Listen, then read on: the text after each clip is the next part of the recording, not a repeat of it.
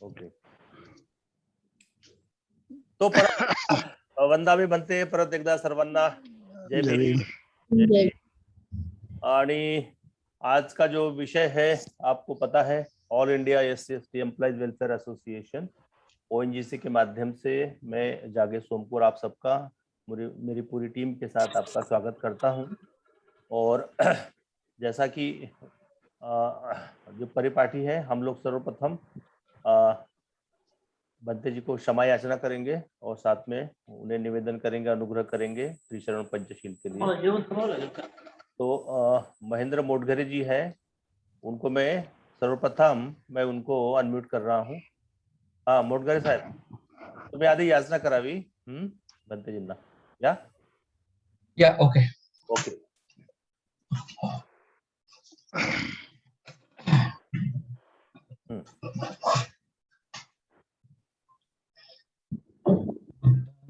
नमामि धम्मं नमामि संघं नमामि ओकास वन्दामि भन्ते भारतयेन कात्तं सब्बं अपराधं क्षमतु मे भन्ते द्वितीयंपि ओकास वन्दामि भन्ते भारतयेन कात्तं सब्बं अपराधं क्षमतु मे भन्ते तृतीयंपि ओकास वन्दामि भन्ते भारतयेन कात्तं सब्बं अपराधं क्षमतु मे भन्ते ओकास अहं भन्ते त्रिशरणेन सह पंचशीलं धम्मं याचामि अनुग्रहं कृत्वा शीलं देत मे भन्ते द्वितीयंपि ओकास अहं भन्ते त्रिशरणेन सह पंचशीलं धम्मं याचामि अनुग्रहं कृत्वा शीलं देत मे भन्ते तृतीयं ओकास अहं भन्ते त्रिशरणेन सह पंचशीलं धम्मं याचामि अनुग्रहं कृत्वा शीलं देत मे भन्ते. यमहं वदामि तं वदेथ. अहं भन्ते अरहं सम्मा संबुद्धो. बड़ा अरहं सम्मा संबुद्धो बुद्धं भगवन्तं अभिवादेमि. बुद्धं धम्मं अभिवादेमि. स्वाख्यातो भगवता धम्मो. स्वाख्यातो भगवता धम्मो धम्मं नमस्सामि. धम्मं नमस्सामि. सुपटिपन्नो भगवतो सावक संघो. सुपटिपन्नो भगवतो सावक संघो संघं नमामि. संघं नमामि. नमो तस् भगवतो अरहतो सम्मा संबुद्धस्स. नमो तस्स भगवतो अरहतो सम्मा संबुद्धस्स. नमो तस् भगवतो अरहतो सम्मा संबुद्धस्स.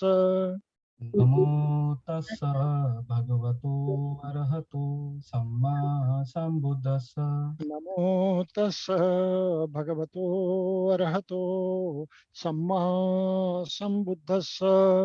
नमो तस्स भगवतो अरहतो सम्मा संबुद्धस्स. बुद्धं शरणं गच्छामि. बुद्धं शरणं गच्छामि. धम्मं शरणं गच्छामि. धम्मं शरणं गच्छामि. संघं शरणं गच्छामि. संघं शरणं गच्छामि. द्वितीयंपि बुद्धं शरणं गच्छामि. द्वितीयम्पि बुद्धं शरणं गच्छामि द्वितीयम्पि धम्मं शरणं गच्छामि द्वितीयम्पि धम्मं शरणं गच्छामि द्वितीयम्पि संघं शरणं गच्छामि द्वितीयम्पि संघं शरणं गच्छामि तृतीयम्पि बुद्धं शरणं गच्छामि तृतीयम्पि बुद्धं शरणं गच्छामि तृतीयम्पि धम्मं शरणं गच्छामि तृतीयम्पि धम्मं शरणं गच्छामि तृतीयम्पि संघं शरणं गच्छामि तृतीयम्पि संघं शरणं गच्छामि पाणातिपाता विहेरमणि पाता वीरमणि सिक्खापदं समादियामि सिक्खापदं समादियामि अदिन्नादाना विहेरमणि अभिन्नादाना वीरमणि सिक्खापदं समादियामि सिक्खापदं समादियामि कामेषु मिच्छाचारा विहेरमणि कामेषु मिच्छाचारा वीरमणि सिक्खापदं समादियामि सिक्खापदं समादियामि मुसावादा विहेरमणि मूसावादा वीरमणि सिक्खापदं समादियामि सिक्खापदं समादियामि सुरामेरयमचोपमादठाना विहेरमणि सुरामेरय मज्जपमादठाना वीरमणि सिक्खापदं समादियामि सिक्खापदं समादियामि इमानि पंचसिक्खापदानि शीलेन सुगतिं यन्ति शीलेन भोगसम्पदा शीलेन निभृतिं यन्ति तस्मात् शीलं विशोधये अहं बन्ते साधु साधु साधु साधु साधु साधु बुद्धं नमामि नमामि धम्मं नमामि नमामि संघं नमामि संघं नमामि अहं वन्दामि सर्वदा अहम वंदामि सर्वदा।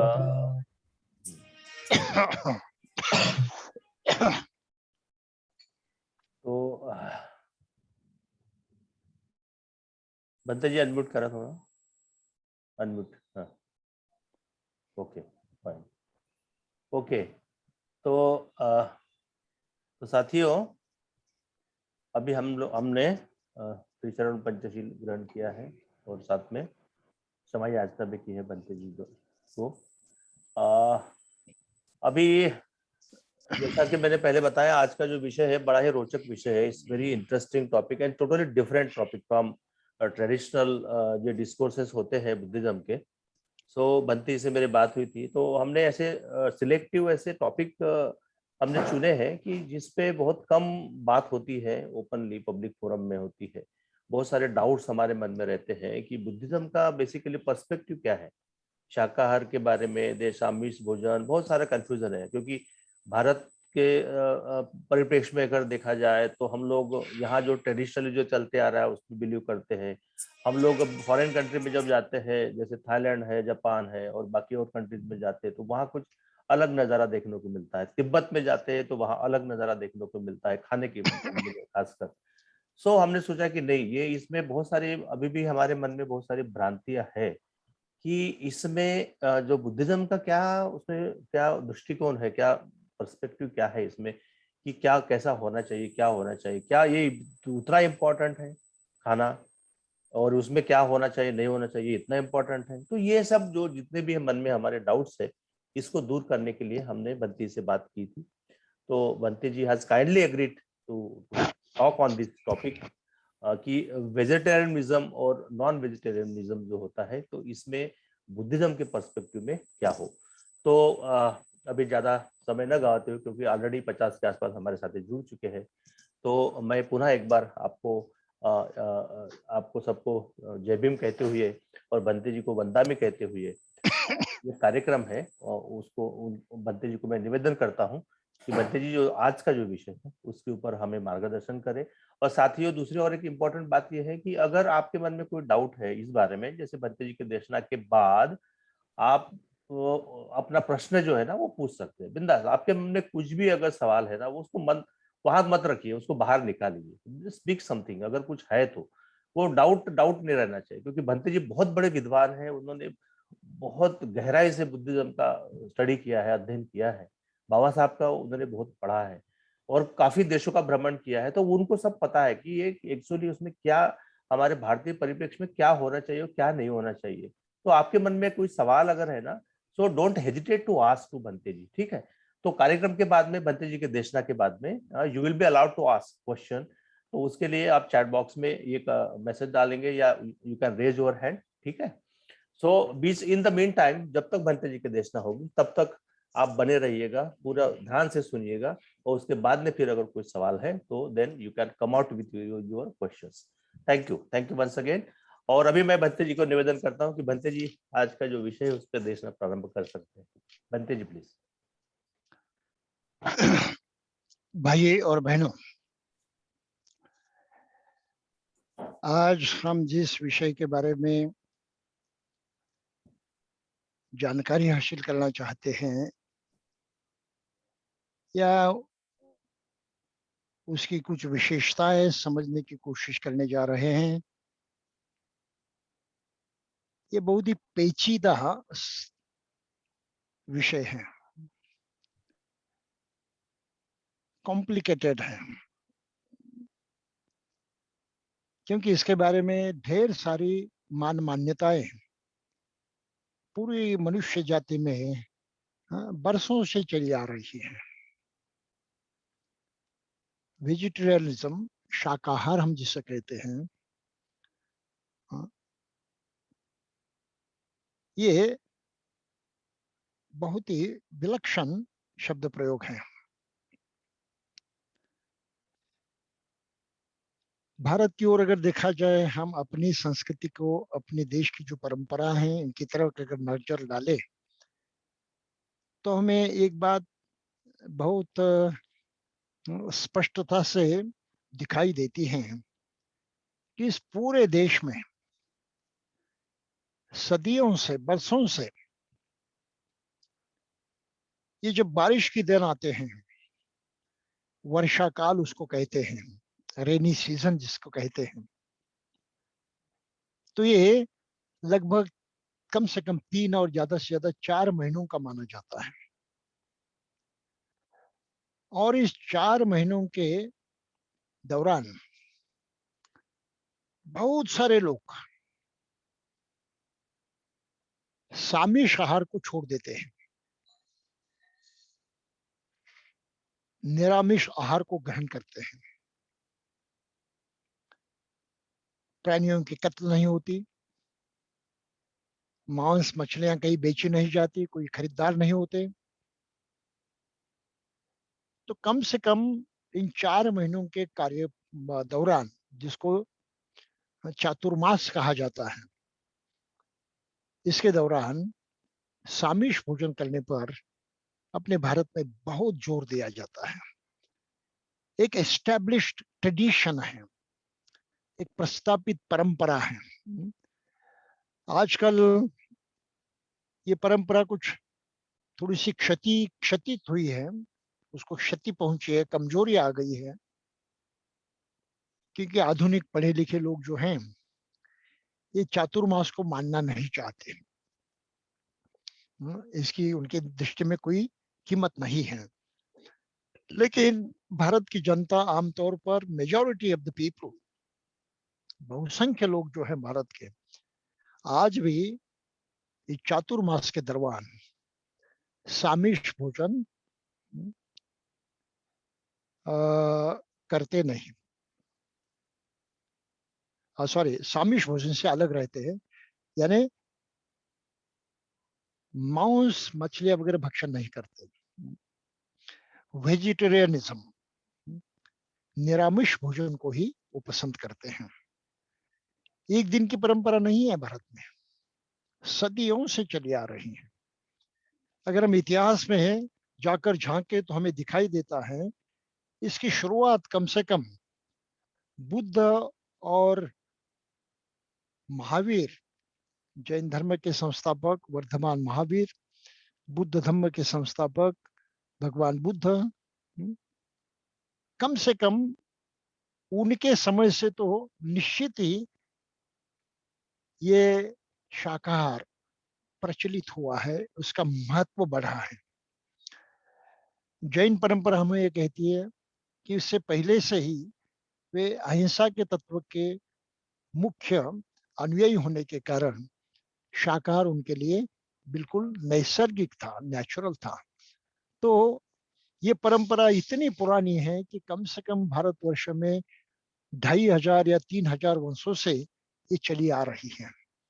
और फिर भारत देश ऐसा है कि जहाँ मांसाहार भी है, सामिष और निरामिष दोनों तरह का आहार लोग करते हैं। ये केवल भारत में ही नहीं, पूरी दुनिया में करते हैं। और दुनिया में जगह जगह ये सामिष भोजन की बात जो है उभर आई है।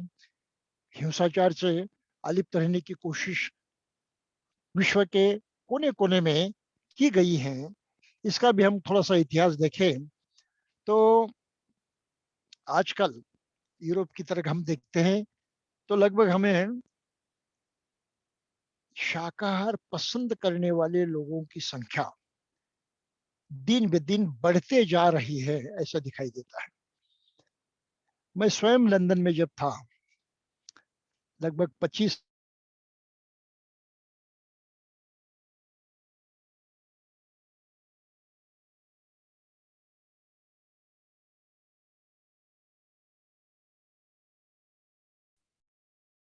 हेलो बंटी जी। और फिर मुझे ऐसे इंडियन होटल में ले जाते थे, ऐसे छोटे से कहीं गली में होटल होते थे वहां पर ले जाते थे। और भारत में जैसा खाना मिलता था वहां उसी प्रकार का खाना मैं भी वहां खा सकता था। तो मैंने एक बार पूछा, भाई अपना देश तो खासकर मांसाहारी है, हाँ, तो यहाँ तो हाँ, ये सब अलग है, शाकाहारी भोजन भी मिल रहा है। तो उन्होंने कहा बात सही है, अगर आप इससे पहले 20 साल पहले यहाँ आते थे लंदन में तो आपको शाकाहार करना संभव नहीं होता था। कोई यहाँ शाकाहार हाँ, बेचने वाली दुकान नहीं थी या होटल नहीं था, कोई रेस्टोरेंट नहीं था, मांसाहार के बगैर यहाँ कुछ होता नहीं था। अभी 20 साल पहले से थोड़ी थोड़ी ये बात जो है हाँ, यहाँ प्रसारित हो रही है। और आज की तारीख को इस लंदन शहर में कोने कोने में शाकाहारी भोजन की व्यवस्था हाँ, हम पाते हैं, इसलिए आपको कोई दिक्कत नहीं हो रही है।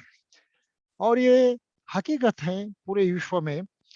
तो लंदन का ये मेरा अनुभव रहा और फिर मैं अध्ययन में करने लगा तो मुझे पता चला कि वहाँ कम से कम 3 प्रकार के लोग शाकाहार मानने वाले दिखाई दिए, वेजिटेरियनिज्म को मानने वाले।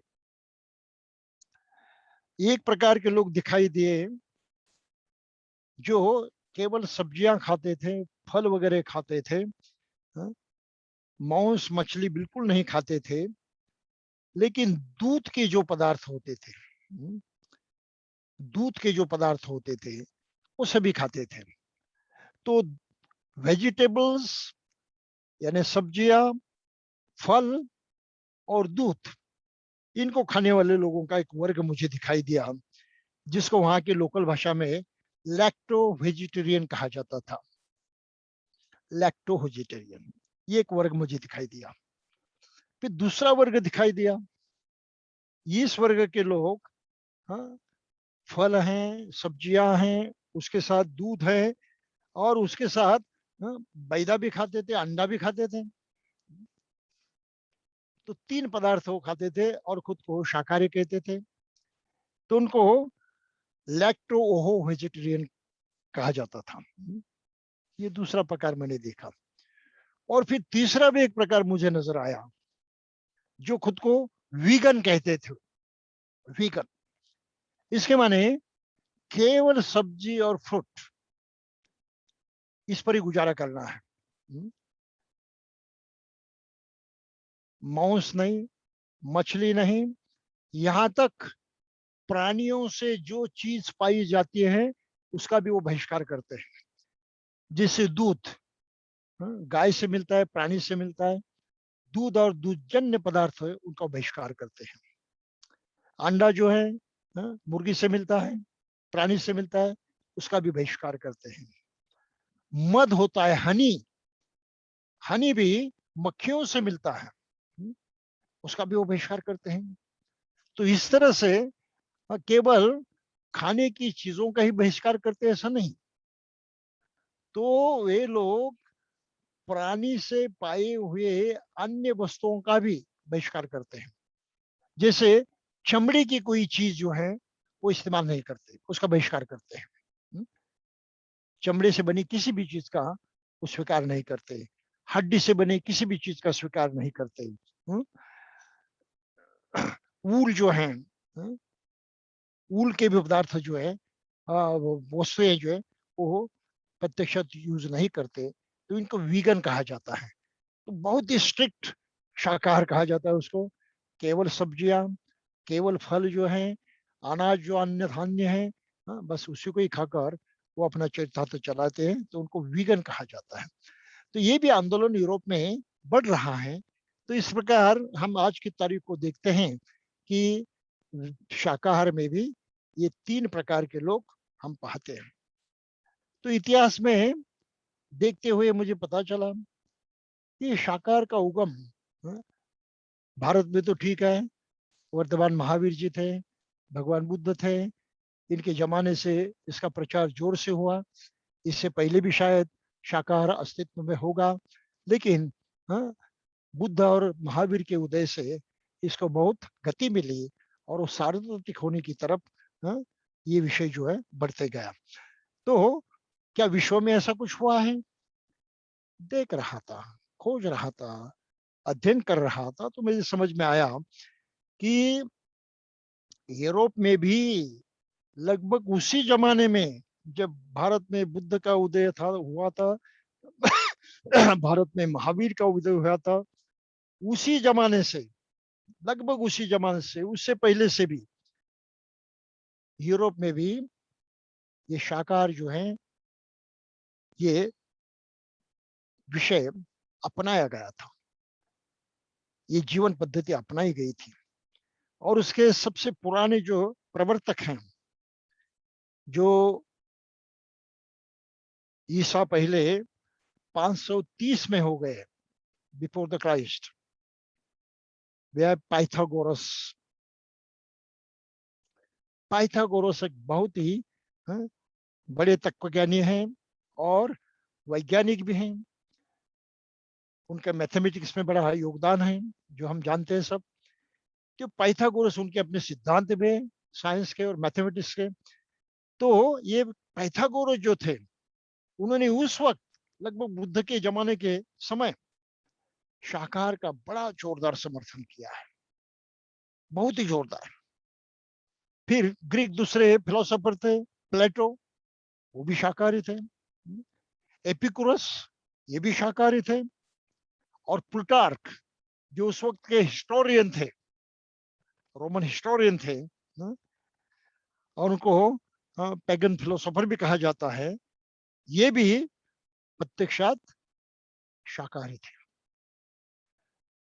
तो बहुत ही मजेदार बात है। और उन्होंने किस तरह से शाकाहार को अपनाया, अगर उनके कथन को हम सुने तो बहुत आश्चर्यचकित हो सकते हैं। तो हम पहली बात सुनेंगे कि पाइथागोरस जो हैं वो क्या कहते हैं। मैं इसका अनुवाद नहीं करूंगा, अंग्रेजी में जैसे वैसे मैं पढ़ लूंगा। Beware, O mortals, of defiling your bodies with sinful food. There are cereals, there are fruits, bending the branches down by their weight, and luxurious grapes on the vines. There are sweet vegetables and herbs. The flames can render palatable and mellow. Nor we are denied milk or honey. The beautiful earth offers you an abundance of pure food and provides for meals obtainable without slaughter and bloodshed. तो किसी के हत्या के बिना, किसी का खून गिराकर आपको इतना सारा अनाज, जीने के लिए इतना सारा आहार आपको मिल जाता है, तो आपको किसी की हत्या करने की कोई जरूरत नहीं। ये पाइथागोरस की भाषा थी। आगे चलकर प्लूटार्क जो है, उन्होंने उससे भी बढ़कर बात की है। उन्होंने अपनी किताब में लिखा है, How could his eyes endure the slaughter when throats were slit and hides splayed and limbs tore from limbs? How could his nose endure the stench? How was it that the pollution did not turn away his taste, which made contact with the bones of others and sucked juices and serums from mortal wounds? It is certainly not lions and wolves that we eat out of self-defense. On the contrary, we ignore these and slaughter harmless, tame creatures without stings or teeth to harm us. Creatures, I swear, appear to have been produced for the sake of their beauty and grace, but nothing abashed us. No, for the sake of a little flesh, we deprive them of their sun, of light, of the duration of life to which they are entitled by birth and being. तो प्राणी मात्र पर इतनी दया करते हुए Plutarch ने इतनी बहुत ही इमोशनल, भावपूर्ण भाषाओं में अपना मत व्यक्त किया है। तो शाकाहार रोमन लोगों में भी प्रचलित था और उसको मानने वाले ऐसे बड़े बड़े लोग हम इतिहास में देखते हैं। आज भी यूरोप में जो वेजिटेरियन होते हैं लोग, उनको पाइथागोरियन भी कहा जाता है, क्योंकि पाइथागोरस ने इसका बहुत भारी प्रतिपादन किया था, इसलिए उनको पाइथागोरियन भी कहा जाता है। इतना बड़ा प्रभाव यूरोप पर ये रोमन संस्कृति का रहा है। इतना ही नहीं, लेकिन आगे चलकर क्रिश्चियन परंपरा में, क्रिश्चियन धर्म में भी बड़ा सुधार हुआ और लगभग 17वीं शती से लेकर 19वीं शती तक उसमें बहुत भारी सुधार होते गए और प्रोटेस्टेंट जो हैं, निषेध करने क्रिश्चियन जो है, उनकी संख्या बढ़ती गई और उन्होंने शाकाहार को अपनाया, प्रोटेस्टेंट। तो बहुत ही भारी विचारवंत हम देखते हैं। वोल्टेयर क्रांतिकारी विचारवंत थे, वो शाकाहारी थे। शेले जो महान कवि थे, वो शाकाहारी थे। हेनरी डेविड थोरो वो भी शाकाहारी थे। तो क्रिश्चियन परंपरा में जो प्रोटेस्टेंट क्रिश्चियन बने थे, उन्होंने शाकाहार को अपनाया और इतने बड़े बड़े लोग जो है शाकाहार को प्रत्यक्षात अमल में लाते थे। और फिर इससे चलकर भी एक बैंथम फिलोसोफर हैं, जिन्होंने प्राणियों पर इतनी दया की और प्राणियों को दुख देना, उनका कत्ल करना, उनको ईजा पहुंचना, ये बहुत भारी गुनाह माना। इतना भारी गुनाह माना कि अपने लेख में वो लिखते हैं, जेरेमी बेंथम क्या लिखते हैं, ये फिलोसोफर है, वो लिखते हैं कि प्राणियों को दुख देना, प्राणियों के साथ दुर्व्यवहार करना, ये आज के जमाने हम रेसिज्म को जो मानते हैं, रेसिज्म, वंशभेद को जो मानते हैं, तो वंशभेद जैसा पातक है, वंशभेद जैसा गुनाह है। तो इस तरह से भाषा बेंथम ये फिलोसोफर जो उन्होंने की है। तो ये शाकाहार की परंपरा इस तरह से यूरोप में बहुत पहले से पलप रही है। और आज की तारीख को सेवंथ डे एडवेंटिस्ट, ये जो एक क्रिश्चियन संप्रदाय है, सेवंथ डे एडवेंटिस्ट, जो शायद 1807 में यानी 19वें सदी में निर्माण हुआ। तो ये लोग पूरी तरह से शाकाहार को मानते हैं, किसी तरह से शाकाहार के बगैर भोजन नहीं करते। और इनका एक बहुत भारी फॉलोवर हुआ, ये मैं आपको याद दिलाना चाहता हूँ। ये सेवंथ डे एडवेंटिस्ट जो हैं क्रिश्चियन, इनमें एक बहुत बड़ा आदमी हुआ जिसका नाम था जॉन हार्वे केलॉग। हम मार्केट में केलॉग के ब्रेकफास्ट सीरियल्स देखते हैं, केलॉग्स देखते हैं ना मार्केट में, बहुत बड़े मार्केट में हमको मिलते हैं पैकेज केलॉग्स ब्रेकफास्ट के लिए ये बनाया हुआ खास पदार्थ है। तो ये आदमी जो था जॉन हेनरी केलॉग्स, उसका भाई विलियम्स, उन्होंने एक केलॉग्स जो है सीरियल्स, इसका निर्माण किया। ये ब्रेकफास्ट की परंपरा इस आदमी से आई है और वो सेवंथ डे एडवेंटिस्ट चर्च का क्रिश्चियन था, फॉलोवर था। तो इस तरह से यूरोप में ये शाकाहार जो है जो प्रस्तापित हुआ है, जिसकी कुछ जानकारी मैंने आपको दी है।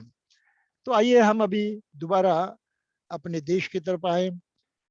तो अपने देश का विचार करते हुए, जैसे मैंने पहले कहा कि ये शाकाहार की परंपरा बुद्ध और महावीर के काल से प्रचार में आई और बढ़ते गई। इतना ही नहीं कि बुद्ध के पहले से भी समाज पर इसका प्रभाव था। वर्धमान महावीर की जो परंपरा है, जैन धर्म की परंपरा, इसका भी प्रभाव था। और ये प्रभाव हमको जैनों के आचरंग सूत्र में दिखाई देता है, जिसमें खासकर ये शाकाहार के बारे में बहुत कुछ लिखा हुआ है। ये भारत की बात हुई, यूरोप की बात हमने देखी। इसी प्रकार का प्रचार चाइना में भी हुआ था और जापान में भी हुआ था। चाइना में काफी देर से हुआ ऐसा लगता है, क्योंकि 675 ईस्वी में वहां के बादशाह ने, चाइना के बादशाह ने प्राणियों का कत्ल करने पर पाबंदी लगाई थी, पूरी तरह से उस पर पाबंदी लगाई थी, बहिष्कार किया था।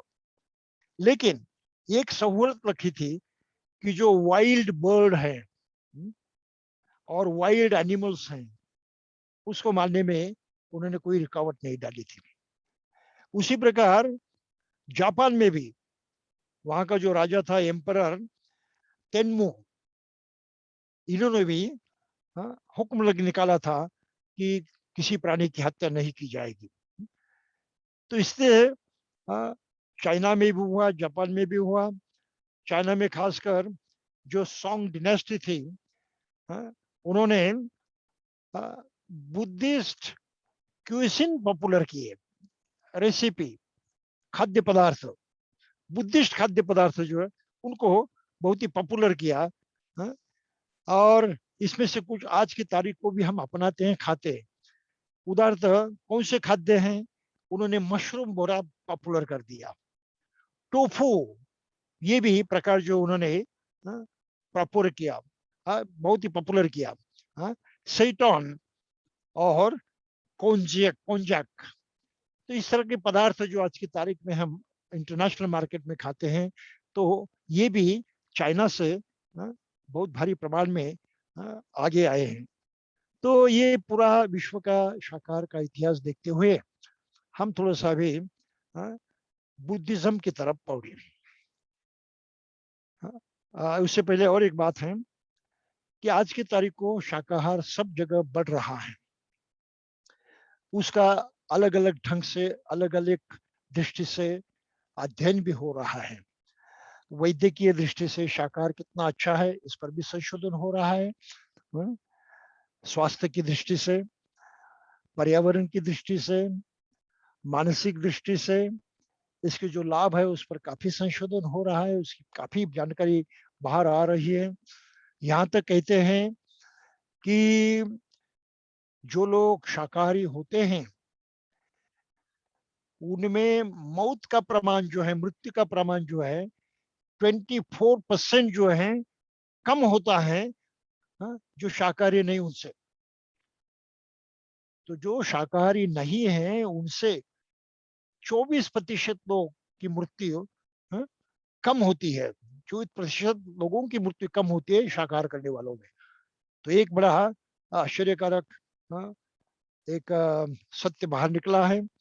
और कहते हैं कि इजराइल ये भी आजकल वीगन बनने में बड़े आकर्षक है।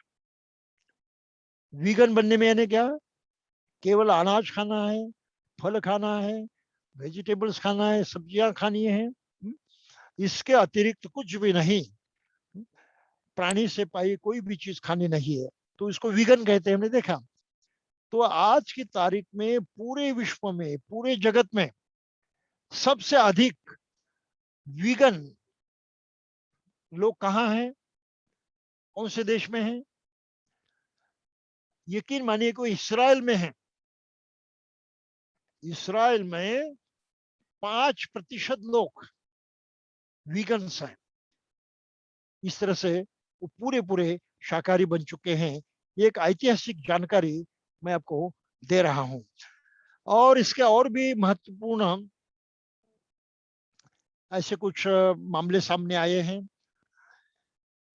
इकोनॉमिक की दृष्टि से भी शाकाहार बहुत महत्वपूर्ण माना है।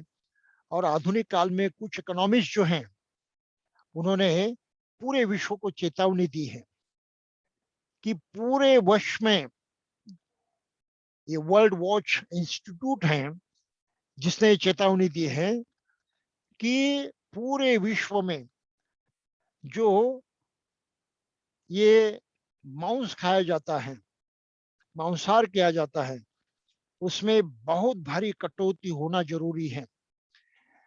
क्योंकि इसके कारण लोगों का हेल्थ जो है, आरोग्य है, उसमें सुधार होगा, पब्लिक हेल्थ में सुधार होगा। और जो लाइव स्टॉक हैं यानी प्राणी मात्र हैं, वो ये जो एक दबाव डालते हैं, इकोनॉमिक प्रेशर उससे पैदा होता है, असुविधा पैदा होती, वो भी सुलझ जाएगी। जो जमीन है, ग्रेन लैंड्स हैं, अनाज उत्पन्न करने वाली जो जमीन है, उसमें बढ़ोतरी होगी और उससे से ज्यादा एग्रीकल्चरल प्रोडक्ट मिल जाएगी, जिससे पूरी पॉपुलेशन दुनिया की जो है आराम से अपना अनाज अन्न पा सकती है। तो इसलिए इकोनॉमिक दृष्टि से भी वेजिटेरियनिज्म जो है आज की तारीख को बहुत महत्वपूर्ण माना गया है। ये भी थोड़ा सा जाते जाते हम ध्यान में रखेंगे। अब बात आती है आज के विषय की कि बुद्ध धर्म में शाकाहार का क्या महत्व है। तो जैसा कि पहले ही सोम कौर जी ने आपको बताया कि बौद्ध राष्ट्रों में भी हम पाते हैं कि लोग मांसाहार करते हैं। एक भी बौद्ध राष्ट्र ऐसा नहीं है जहां मांसाहार निषिद्ध है। साथ ही साथ ये भी बात उतनी सच है कि बौद्ध राष्ट्र में भी शाकाहार करने वाले लोगों की संख्या भी बहुत भारी है, कमजोर नहीं है, बहुत भारी है। कितनी है इसको किसी ने आंका नहीं, इसका किसी ने सर्वे नहीं किया, लेकिन शाकाहार का प्रमाण बौद्ध राष्ट्र में बहुत मोटा है, बहुत भारी है। ये भी हम जाते जाते ध्यान में रखें। तो बुद्धिज्म में क्या शाकाहार को बढ़ोतरी दी है या उसको नजरअंदाज किया है? तो ऐसा कुछ नहीं है। बुद्ध के जमाने से और खासकर बौद्ध सूत्रों में हम पाते हैं कि बिल्कुल स्पष्ट शब्दों में 10 प्रकार के जो प्राणी हैं उनका मांस खाने से हाँ, पाप माना जाता था, उनको बुरा माना जाता था, उसका निषेध किया गया है। कौन से हैं? मनुष्य का मांस नहीं खाना चाहिए, एलिफेंट है हाथी का नहीं खाना है, हॉर्स है घोड़े का नहीं खाना है, डॉग है कुत्ता है उसका नहीं, स्नेक सांप का नहीं, लायन सिंह का नहीं, टाइगर बाघ होता है उसका भी नहीं, लेपर्ड चीता होता है उसका भी नहीं, बेर और हाइना इनका मांस खाने से मना किया है बौद्ध ग्रंथों में। लेकिन सभी प्रकार का मांस खाने के लिए बुद्ध धर्म में कहीं पर भी कोई भी शिक्षा नहीं दी है, ये बात भी ध्यान देने योग्य है। तो बुद्ध की और बुद्ध के धम्म की कौन सी नीति है इस बारे में, ये इस प्रश्न से जुड़ा हुआ महत्वपूर्ण सवाल है। कौन सी नीति है? भाई मांसाहार करना चाहिए या नहीं करना चाहिए, लेकिन क्यों, क्या कारण है? और ये कारण क्या उचित लगते हैं, सही लगते हैं, या इसमें कुछ कमजोरी है? तो बुद्ध की दृष्टि विशाल है। बुद्ध की मान्यता है कि जो अन्न ग्रहण करते हैं, जो भी प्राणी जीवित रहना चाहता है उसको अन्न की जरूरत होती है। सब्बे सत्ता आहारा तिष्ठति ऐसा कहा है कि सभी प्राणियों का जीवित रहने का एकमात्र आधार है वो है अनाज खाना। बगैर खाए प्राणी जीवित नहीं रह सकता। उसका अस्तित्व, उसकी जिंदगी खाने पर निर्भर है। और फिर किस प्रकार का खाएं, ये पूरी तरह से के मनुष्य के हाथ में नहीं होता। ये तो उस प्रकृति पर निर्भर रहता है, वो ज्योग्राफिकल वातावरण पर निर्भर होता है, जहां किस तरह का अनाज उपलब्ध होता है, किस प्रकार का खाद्य उपलब्ध होता है।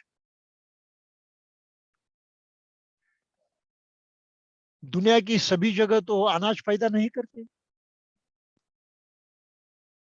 खेती तो सब जगह नहीं होती, फल भी सब जगह नहीं उगते, सब्जियां भी सब जगह नहीं आते। तो जहां पर इस तरह से अन्न पाना प्राकृतिक ढंग से जमीन से पैदा करके ये संभव नहीं है। तो ऐसी जगहों पर जो रहने वाले लोग हैं, अपने अस्तित्व के लिए, जिंदा रहने के लिए केवल सब्जी पर या शाकाहारी अनाज पर निर्भर नहीं रह सकते। उनको उसके लिए पर्याय खोजना भी जरूरी है। और ये पर्याय जो पाए जाते हैं मांसाहार में पाए जाते हैं। प्राणियों से हम कुछ अनाज पाते हैं, जैसे दूध पाते हैं, प्राणियों से पाते हैं। अंडा पाते हैं, प्राणियों से पाते हैं। लेकिन ये पाने के लिए हमें उन प्राणियों की हत्या नहीं करनी पड़ती, उसकी जरूरत नहीं पड़ती, उनको दूसरा दुख भी नहीं दिया जा सकता। तो एक अलग बात है, हम उससे ये अनाज पाते हैं, अपने जिंदा रहने का जो मुख्य कारण है उसको अपनाते हैं। तो इस तरह से किसी व्यक्ति पर, किसी मनुष्य पर यह सख्ती नहीं की जा सकती कि तुम्हें मांसाहारी करना चाहिए या शाकाहारी करना चाहिए। अनाज के बारे में हम किसी पर कोई सख्ती नहीं कर सकते। ये विश्व का एक महत्वपूर्ण नियम है, क्योंकि एक ही तरह का, एक ही ढंग का आहार सब जगह नहीं मिलता है। तो ये बड़ा यूनिवर्सल ट्रूथ है, ये वैश्विक सत्य है, इसको बुद्ध ने समझा था, जाना था कि हर प्राणी अपने आहार पर आधारित हैं।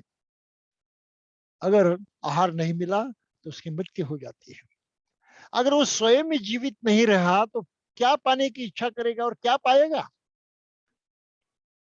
सर्वप्रथम हर प्राणी की जरूरत यह है जिंदा रहने की, अपना अस्तित्व कायम रखने की।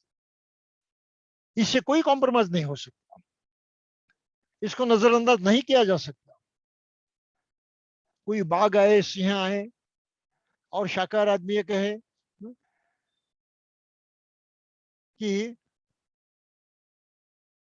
मैं उनका प्रतिकार न करूं, उससे अपनी रक्षा न करूं, ये ऐसे प्राणी हैं जो दूसरों का मांस खाकर जी सकते हैं।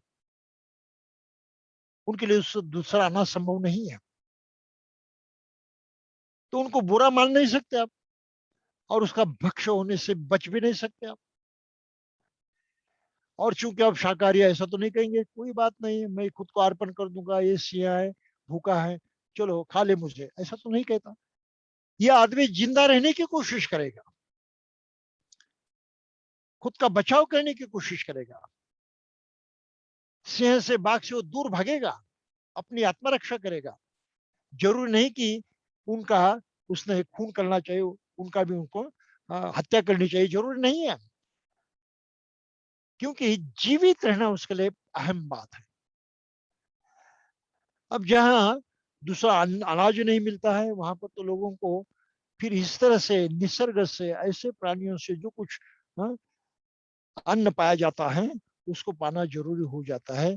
और यहाँ मनुष्य का मांसाहार से संबंध हो जाता है, सामिश भोजन से उसका संबंध आ जाता है, बगैर उससे वो जी नहीं सकता। तो ये दूसरी बात बुद्ध ने जानी कि प्राणी का जीवित रहना उसका मूल हक है, इसके साथ कोई समझौता नहीं हो सकता। जीवित रहने के लिए अनाज जरूरी है, इसके साथ कोई समझौता नहीं हो सकता। तो मनुष्य के लिए इस प्रकार के कोई नियम नहीं बनवाए जा सकते जिससे उसके जीवित रहने में बाधा आ जाए।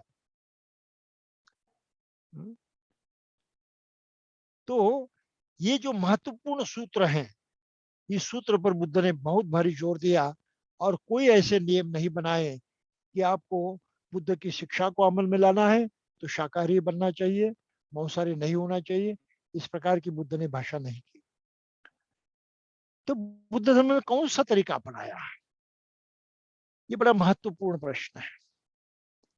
बुद्ध ने जो तरीका अपनाया है उसको समझने के लिए हमें दोबारा बुद्ध की मूल शिक्षा के जो आधार हैं उनकी तरफ जाना पड़ेगा। बुद्ध की शिक्षा का मूल जो आधार है, उनकी मूलभूत जो शिक्षा है, उसका जो आधार है, इसका आधार है मन। सब कुछ मन पर निर्भर है। मन जैसे तैयार होगा उस तरह से मनुष्य बनता है।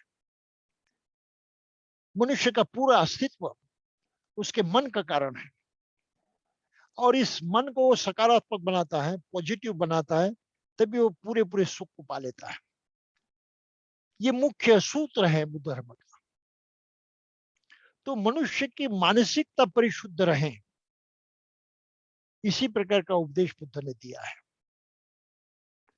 अब शाकाहार करेंगे तो आपकी मानसिकता परिशुद्ध हो सकती है, और नहीं भी हो सकती, क्योंकि शाकाहार करने वाले लोग भी बड़े निर्दयी होते हैं, क्रूएल होते हैं, हिंसक होते हैं, दूसरे की जान पर उठते हैं।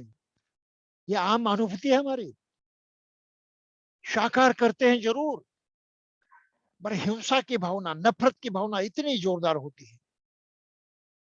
अगर भारत का ही दोबारा विचार करें तो हम इस बात को समझ सकते हैं बड़े आसानी से। जातिवाद को लेकर आदमी एक दूसरे की कितनी नफरत करता है भाई, कितनी नफरत करता है। ऊंच नीच की इस बात को लेकर भारत में कितने अन्याय अत्याचार हो जाते हैं, कितनी क्रूरता दिखाई देती है, कितना अनुचित होता है, कितना हिंसात्मक होता है। इस बात को अगर हमने मद्देनजर रखा तो शाकाहार मनुष्य के सुधार के लिए कोई उपाय नहीं हो सकता, मनुष्य के सुधार का कारण नहीं हो सकता। हाँ, वो जीवित रहेगा, लेकिन उसका जीवन जो है वो अच्छा नहीं होगा, प्रसन्न नहीं होगा, आनंदित नहीं होगा, दुख से मुक्त नहीं होगा, शांत नहीं होगा, अशांति रहेगा, क्योंकि क्रोध से भरा है, नफरत से भरा है। किसी को इतना नीच मानता है, इसका नीच मानता है कि उसके साथ मनुष्यता का व्यवहार करना भी उसके लिए असंभव हो जाता है। तो शाकाहार करने वाले लोग भी बहुत क्रूर हो सकते हैं, बहुत घातक हो सकते हैं, बहुत ही हिंसक हो सकते हैं। ये हमें कबूल करना चाहिए, ये जगत की वास्तविकता है। तो बुद्ध ने क्या उपाय सोचा? भाई सही बात उसके सब फायदे की, उसके कल्याण की क्या है कि उसके मनस में परिवर्तन आ जाए, उसका मन इस बात को जाने कि वो अकेला नहीं जी रहा है, जीने के लिए इतने सारे प्राणी जो हैं वो प्रयास कर रहे हैं, उनमें से वो भी एक है। और इसलिए उस तरीके से ये सभी उसके जीवन को सहारा देने वाले, सपोर्ट करने वाले हैं। तो जैसे मैं एक प्राणी हूं, मैं अपने सुख दुख का ख्याल करता हूं, हर प्राणी अपने सुख दुख के प्रति वैसे ही जागृत रहता है, उसका ख्याल करते रहता है। तो प्राणियों को दुख देना, जैसे मुझे किसी ने दुख दिया तो मुझे पसंद नहीं आता, वैसा आचरण मैं कबूल नहीं करता। वो सहने की बात आई तो मुझे बुरा लगता है, दुख होता है। बस यही बात हर आदमी के प्रति और हर प्राणी के प्रति सही उतरती है। तो मैं उनके प्रति संवेदनशील होकर किसी की हत्या नहीं करूंगा, किसी को दुख नहीं दूंगा। तो ये संवेदना और उनके प्रति बढ़ाना, जिसको बुद्ध धर्म में मेत्ता भावना कहा है, मैत्री भाव कहा है, फिर मैत्री से करुणा जगती है, दया मन में निर्माण होती है।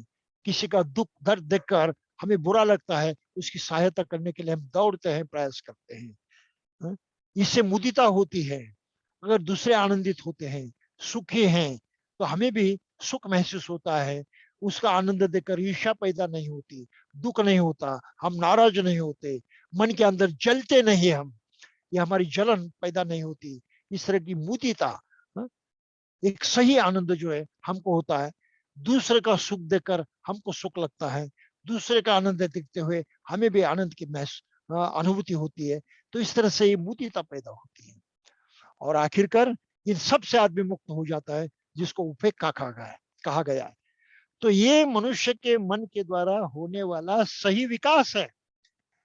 तब मनुष्य अपनी पूर्णता को पाता है, और जैसे इसकी संवेदनाएं बढ़ती जाती हैं, मैत्री भाव तगड़ा होते जाता है, और उनके प्रति और सभी प्राणियों के प्रति वो अपने जैसा समझने लगता है। ये भावना जिस तरह से वृद्धिंगत होती है, मतलब मैत्री भावना जिस प्रमाण में वृद्धिगत होती है, उस मात्रा में उसका आचरण बदल जाता है।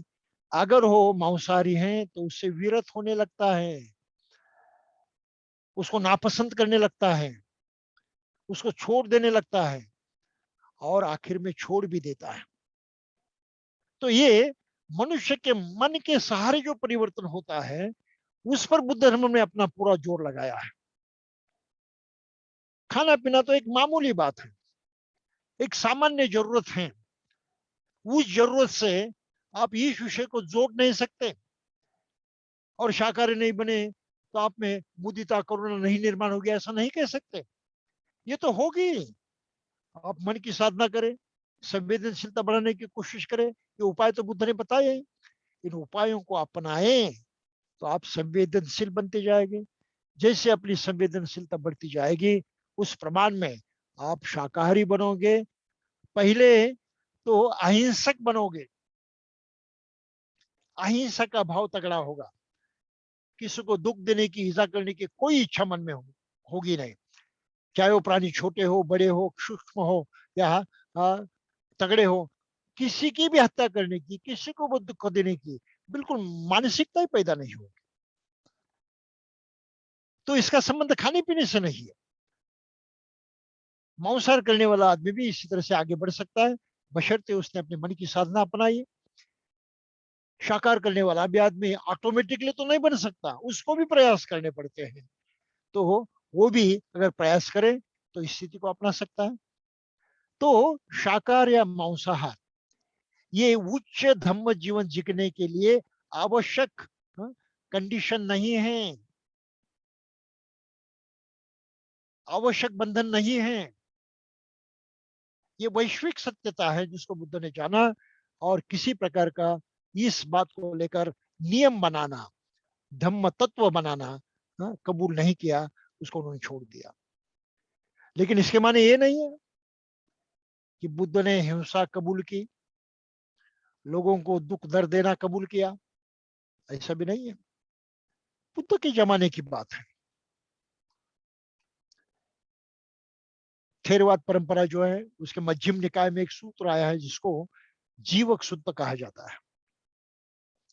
जीवक कौमार भूत्य, ये बुद्ध का और संघ का वैद्य भी था, फिजिशियन था,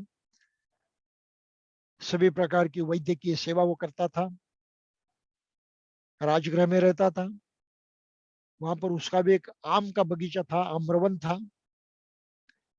वहां पर बुद्ध एक बार ठहरे थे, तो जीवक उनसे मिलने गया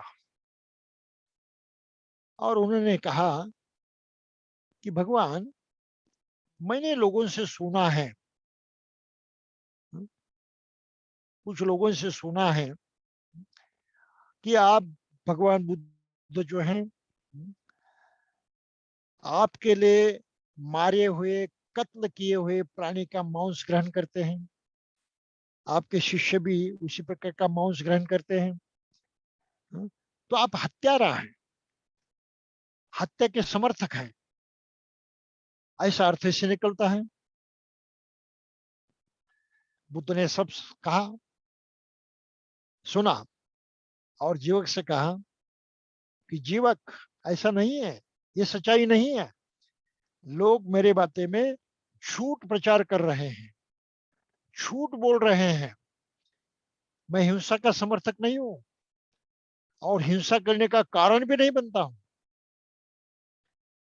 ती ही खो अहम जीवक ठाणे ही मन संग अपरिभोगंती वदामी। तीन तरह का मांस जो है वो न खाए, ये मेरी शिक्षा है। तो मैं मांसाहार के खिलाफ हूं, लेकिन भिक्षु और मैं भी हूं, मांसाहार करते रहते हैं। क्यों करते रहते हैं? इसका कारण जो है, हाँ, थोड़ी सी समझिए। ये कॉन्ट्रडिक्शन है सही कि बुद्ध का भिक्षु तो अहिंसक होना चाहिए, लेकिन वो मांसाहार करता है तो अहिंसक कैसे? ये भ्रम हमारे मन में पैदा होता है। और सही बात है कि ऐसा भ्रम बिल्कुल होना ही इस परिस्थिति को देखते हुए। लेकिन इस परिस्थिति के अंदर झांकेंगे हम तब कुछ दूसरा सत्य हमको दिखाई देगा। क्या सत्य दिखाई देगा? ये भिक्षु जो है, ये खुद का अनाज जो है, खाना जो है, खुद नहीं पाता, कमाता भी नहीं, निर्माण भी नहीं करता, खुद उसको कहीं से पाता नहीं है। क्या करता है वो लोगों के घर जाता है और वो जो भिक्षा में देंगे वही खाकर जीता है। अन्न पाने के लिए वो खुद कुछ नहीं करता, अन्न उगाता भी नहीं, उसको पकाता भी नहीं, किसी प्राणी की हिंसा भी नहीं करता, उसका मांस भी नहीं भक्षण करता। ये सभी प्रकार का जो अन्न है, जो उसके जीवन का आधार है, जीवित रहने का सहारा है, वो खुद कहीं से नहीं पाता। तो उसकी दृष्टि से किसी की हिंसा करना संभव नहीं है, किसी के प्रति वैर जताना संभव नहीं है, किसी का मांस खाने की इच्छा जताना संभव नहीं है। उसके जीवन का विषय नहीं है। उसका अन्न पाने का मार्ग केवल एक है, लोगों के पास जाए, वो जो दे वो खाए। तो लोग उनको क्या देंगे? लोग स्वयं घर में जो खाएंगे वही उसको देंगे, उसके लिए अलग से तो कुछ देने वाले नहीं है। तो अगर वो मांसाहारी है तो मांस के पदार्थ उनको देंगे, शाकाहारी है तो शाकाहारी पदार्थ उनको देंगे। अब वो जो पाई हुई भिक्षा है उसके बल पर ही उसको जीवित रहना है। अगर उसने फेंक दिया तो जीवित कैसे रहेगा? इसलिए भिक्षु को जो कुछ पात्र में पाया है उसको खाकर ही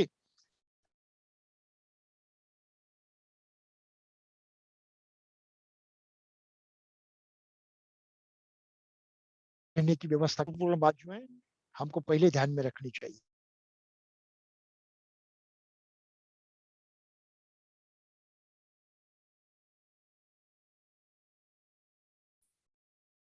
बनती आवाज इतना ही है।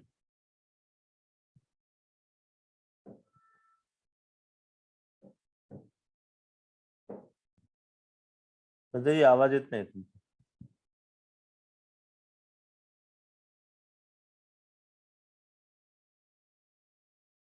अनम्यूट करा, हाँ अनम्यूट करा प्लीज। हाँ, ओके तो हिंसा का भाव जो है उसके मन में जगना नहीं चाहिए। उसकी अगर प्रवृत्ति हो तो उस प्रवृत्ति को भी रोकना चाहिए। तो रोकने के लिए बुद्ध ने नियम बनवाए। मन में हिंसा का भाव पैदा ही ना हो, अगर पैदा हुआ तो उसको रोका जाए। इस बात को लेकर बुद्ध ने सही नियम बनवाए। पहला नियम उन्होंने कहा, अगर तुमने प्रत्यक्षात देखा है कि तुम्हारे लिए मांस पकाया गया है, किसी की हिंसा की गई है किसी प्राणी की, आप उसका स्वीकार नहीं करेंगे, चाहे भूखा भी क्यों ना रहने पड़े।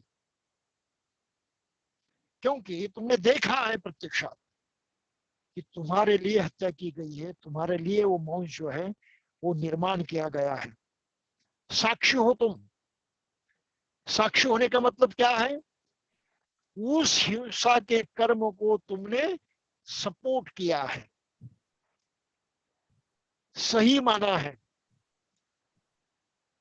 उसको आधार दिया है, या उस कर्म में तुम भी मिल गए हो। तो हिंसा चाहे किसी ने भी की हो, लेकिन हिंसा के लिए तुम भी कारण हुए हो, इसलिए तुम हिंसक हो। तो भिक्षु को हिंसक नहीं होना है, इसलिए प्रत्यक्षात उसके लिए अगर किसी प्राणी का कत्ल किया गया तो वो मांस उसने स्वीकार नहीं करना चाहिए। ये पहली बात है। दिठंग, देखा हुआ नहीं लेना चाहिए। अगर आपने सुना कि आपके लिए ही बनाया गया है मांसाहार, बताया नहीं गया आप लोग, किसी ने भोजन के लिए आपको निमंत्रित किया और आपके लिए इस तरह से भोजन बनाया, आपको ये जानकारी मिली कि आपके लिए बनाया है, तो आपने उसका स्वीकार नहीं करना चाहिए। क्योंकि इसके माने आप उसके समर्थक हो जाते हैं, उसकी मानसिकता का सपोर्ट करते हैं, आप उससे मिल जाते हैं। तो दिठंग, देखा हुआ नकारना चाहिए। सूतंग, सूतंग, मालूमात हो गई, मालूम हुआ, वो भी नकारना चाहिए। यहां तक नहीं, फिर आखिरी तीसरी बात है परिसंकितंग, ऐसा पाली शब्द आया है। आपको आशंका हुई, डाउट हो गया, अरे शायद मेरे लिए पकाया होगा, मेरे लिए तैयार किया होगा, डाउट भी आ गया, तो अपने उस मांस का स्वीकार नहीं करना चाहिए। इसलिए कहा है दिठंग सुतंग परिसंकितंग इमे खो अहं जीवक तिही ठाने ही मनसंग अपरिभोगंती वदामी। कि हे जीवक, जो देखा है, जो सुना है, जिसके बारे में शंका प्रकट हुई है, इस तीन तरह का मांस अगर बुद्ध को अर्पण किया तो बुद्ध स्वीकार नहीं करते, भिक्षु को अर्पण किया तो भिक्षु ने स्वीकार नहीं करना चाहिए। इस तरह से बुद्ध ने शिक्षा दी है। तो बुद्ध बहुत प्रैक्टिकल है। प्रैक्टिकल इस अर्थ से कि जिस स्थिति में आप जी रहे हो उस स्थिति में आपका महान कर्तव्य है मैत्री भाव को बढ़ाना। खाने पीने से उसका संबंध नहीं आता। और ऐसे उदाहरण हम इतिहास में देखते हैं, खासकर भारत में तो ऐसा दिखाई देता है कि यहाँ का आदमी इतना भेद करता है, इतना डिस्क्रिमिनेशन करता है, तर्क के उस पार जाकर बुद्धिमानी दिखाई नहीं देती उसके इस आचरण में। कोई क्या खाता है इससे उस आदमी की योग्यता ठहराई जाती है। खाने से पीने से योग्यता ठहराई जाती है, कपड़े पहनने से योग्यता ठहराई जाती है। तो बिल्कुल ये फिजूल सामान्य बातें हैं, उनको लेकर भारत में बड़ा तमाशा मचाया है और उसको ऊंच नीचित का आधार बनाया गया है। विश्व में ये बात नहीं है। और नैसर्गिक जो सत्याई है इसमें भी ये बात नहीं आ जाती। तो किसी भी आदमी की कीमत ना तो उसके जन्म से ठहरती है, ना तो उसके खाने पीने से ठहरती है, ना तो उसके रहन सहन से ठहरती है। ये तो व्यावहारिक बातें हैं। ये बड़प्पन या छोटापन प्रदर्शित करने बातें नहीं है। इनको हमने निर्माण किया है एक दूसरे को ऊंच नीच लेखने के लिए और उनका शोषण करने के लिए। ये मनुष्य की निर्मित है, उसकी बुद्धि की निर्मित है। ये सच्चाई नहीं है, प्राकृतिक सच्चाई नहीं है। और फिर इन बाहरी बातों से आदमी का विकास भी जुड़ा हुआ नहीं है। आदमी का विकास केवल उसके मन पर निर्भर है और अपने मन को अगर वो सही ढंग से विकसित करता है तो उसका विकास हो जाता है। उसको सही बनाता है तो आदमी सही हो जाता है, उसको कुशल बनाता है तो आदमी कुशल हो जाता है। तो मानसिकता पर जोर देना यही सबसे महत्वपूर्ण आचरण माना गया है, जिसका बाहरी बातों से कोई संबंध नहीं। इतना संबंध तो बिल्कुल बिल्कुल नहीं है कि बाहरी बातों को माने बगैर ये आंतरिक विकास नहीं हो पाएगा। बाहरी बातों को छोड़ने के बाद, न छोड़ने के बाद केवल मन पर हम काम करते रहें तो विकास संभव है, होगा ही वो रोक नहीं सकता। तो ये जीवन धारण करने की जो जरूरत है, जीवित रहने की जो जरूरत है और जीवित रहते हुए अपने मन पर इस तरह से काम करने की जरूरत है, उसको पाने के लिए बाहरी कोई भी इस तरह से बंधन काम नहीं आते। और इस सच्चाई को जब जानते हुए बुद्ध ने इन 3 बातों का या शिक्षा दी है, 3 बातों की बात कही है कि भिक्षु ने भी किस बात की रक्षा करनी चाहिए? अपने चित्त की रक्षा करनी चाहिए, अपने मन की रक्षा करनी चाहिए, अपनी संवेदनशीलता जी है, ये मुख्य हेतु हैं, ये मुख्य कारण हैं, ये प्रधान तत्व हैं। इस प्रधान तत्व को मद्देनजर रखते हुए ये दक्षता उसने बतानी होगी, जतानी होगी कि वो प्रत्यक्ष या अप्रत्यक्ष हिंसक भाव के अधीन न हो, हिंसक भाग से उसका कोई संबंध न आए, हिंसा से वो उसी तरह से दूर रहे। इसलिए प्रत्यक्ष अगर हिंसा को देखता है तो उससे उसको विरत होना ही है, नहीं तो उसका वो भागी माने जाएगा, हिस्सेदार माना जाएगा, सपोर्टर माना जाएगा। अगर उसने सुना है तो उससे भी उससे विरत होना चाहिए, नहीं तो उसका वो भागीदार बन जाएगा, सपोर्टर बन जाएगा। अगर उसके शंका हुई तो भी मन में ये भावना पैदा होती है हिंसा की, वो भी नहीं करना चाहिए। तो हिंसा भाव को कमजोर करने के लिए, उसको उससे लड़ने के लिए बुद्ध ने बिल्कुल प्रैक्टिकल उपाय जो है, व्यावहारिक उपाय जो हैं वो सुझाए हैं, सजेस्ट किए हैं। तो इस बात को ध्यान में रखना बड़ा जरूरी है। तो फिर बौद्ध लोग क्या करें? तो बौद्ध लोगों के लिए बुद्ध ने यही बात कही है कि आप ध्यान करें, मैत्री भावना का विकास करें। जैसे जैसे अपने मैत्री भावना का विकास होते रहेगा, आप में परिवर्तन आने ही वाला है,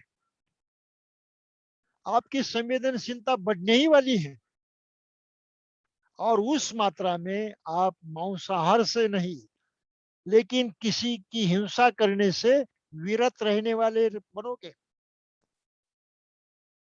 हिंसा से दूर हटोगे, दुख दर्द से दूर हटोगे, तो अहिंसक बन जाओगे।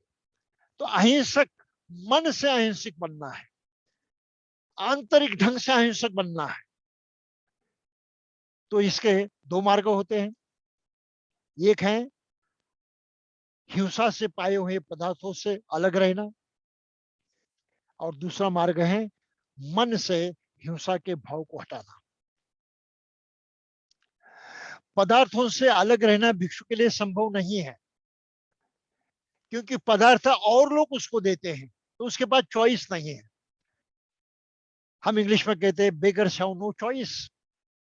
तो भिख मंगापन है भिक्षु के लिए अन्न के बारे में, उसके पास कोई चयन करने का साधन नहीं है, तो उसको स्वीकार ही करना चाहिए। लेकिन उसको स्वीकार करते हुए भी उसने तीन बातों की तरफ ध्यान देना है। वे प्रत्यक्ष तुम्हारे लिए हिंसा की गई है का, उससे दूर रहना चाहिए। तुमने सुना है का तुम्हारे लिए किए, उससे दूर रहना चाहिए। आशंका पैदा हुई, आपने दूर होना चाहिए। तो इस तरह से अपने अहिंसा भाव का जतन उसने करना चाहिए। ये उसकी अलग से जीवन जीने की पद्धति है, तरीका है। सामान्य गृहस्थ लोग होते हैं, उनके लिए ये दोनों बातें लागू होती है। धीरे धीरे वो अपने को ऐसे अन्न से दूर रखने की कोशिश करते रहे। एकदम से शाकाहारी नहीं बनना होता है, तो धीरे धीरे बन सकते हैं।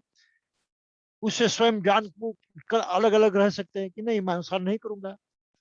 और मैंने देखा है, लंदन में मुझे एक युवक मिला था, हम ट्रेन से यात्रा कर रहे थे, आमने सामने बैठे थे, और मैं बुद्धिज्म की किताब पढ़ रहा था। थोड़ी देर के बाद मैंने किताब नीचे रख दी, और बाहर बहुत सुंदर दर्शन हो रहा था, सीनरी बहुत अच्छी थी, तो देखते रहा। उसने किताब का टाइटल पढ़ा, बुद्धिज्म की किताब थी, वो भी बुद्धिस्ट था, यानी बुद्धिस्ट बनने वाला था। तो उसने कहा मुझे, एक्सक्यूज मी सर। तो मैंने कहा बोलिए क्या बात है, आप बुद्धिस्ट हैं? मैंने कहा बिल्कुल बुद्धिस्ट हैं। तो फिर बातचीत में ये बात मालूम हुई कि उसने बुद्धिज्म का बहुत अच्छा अभ्यास किया था, वो मेडिटेशन भी करता था। और फिर मैंने पूछा कि क्या तुम बुद्धिस्ट हो? उसने कहा मैं बुद्धिस्ट नहीं हूँ, लेकिन बुद्धिज्म को मानता हूँ और कुछ आचरण भी करता हूँ। और बुद्धिज्म को मैंने बहुत पढ़ा है, बहुत समझा है। तो मैंने कहा फिर इतना समझने के बाद और कुछ ना कुछ आचरण भी करने के बाद तुम बुद्धिस्ट क्यों नहीं बने? तो उसने कहा दो दिक्कतें हैं। तो मैंने कहा भाई कौन सी दिक्कतें हैं? पहली बात यह है कि बुद्ध धर्म जो है ईश्वर को नहीं मानता, इट्स अ गॉडलेस रिलीजन। और मेरे मन में अब भी गॉड के बारे में कुछ श्रद्धा है,